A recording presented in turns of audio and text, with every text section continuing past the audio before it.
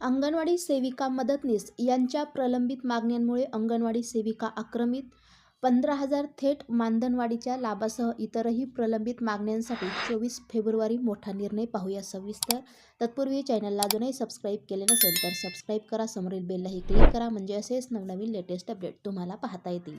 मानधनवाढीसह प्रोत्साहन भत्त्याचा प्रश्न केंद्रस्थानी. 24 फेब्रुवारीला मुंबईत मोर्चाचे आयोजन. राज्यातील अंगणवाडी सेविका व मदतनीसांच्या विविध प्रलंबित मागण्यांसाठी महाराष्ट्र राज्य अंगणवाडी कर्मचारी कृती समितीच्या वतीने मंगळवार 24 फेब्रुवारी 2026 रोजी सकाळी 10:30 वाजल्यापासून आझाद मैदान येथे भव्य मोर्चा आणि तीव्र निदर्शने आयोजित करण्यात आले आहेत. राज्यभरातील सुमारे 2 लाखाहून अधिक अंगणवाडी कर्मचारी या आंदोलनात सहभागी होण्याची शक्यता व्यक्त करण्यात येत आहे. कृती समितीने मुख्यमंत्री, उपमुख्यमंत्री तसेच महिला व बालविकास विभाग मंत्र्यांना दिलेल्या निवेदनात म्हटले आहे की अंगणवाडी कर्मचाऱ्यांच्या न्याय मागण्यांकडे वारंवार लक्ष वेधूनही समाधानकारक निर्णय झालेला नाही. त्यामुळे अखेर राज्यव्यापी आंदोलनाचा मार्ग स्वीकारावा लागत आहे.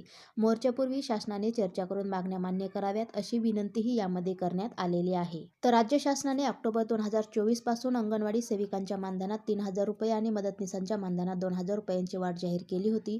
तसेच कामावर आधारित प्रोत्साहन भत्ता देण्याची घोषणाही करण्यात आली होती. मात्र अनेक ठिकाणी हा भत्ता नियमित मिळत नसल्याची तक्रार कर्मचाऱ्यांनी केली आहे. प्रोत्साहन भत्ता नियमित मानधनात समाविष्ट करून सेविकांना दरमहा 15,000 रुपये आणि मदतनीसांना 8,500 रुपये मानधन देण्याची मागणी करण्यात आली आहे.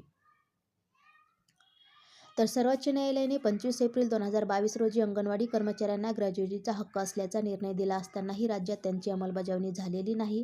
ग्रॅज्युइटी आणि सेवा समाप्ती लाभ स्वतंत्रपणे देण्यात यावेत अशी समितीची भूमिका आहे. तसेच सेवानिवृत्तीनंतर दरमहा पेन्शन योजना लागू करण्याची मागणी अनेक वर्षांपासून प्रलंबित असल्याचे निवेदनामध्ये नमूद करण्यात आले आहे.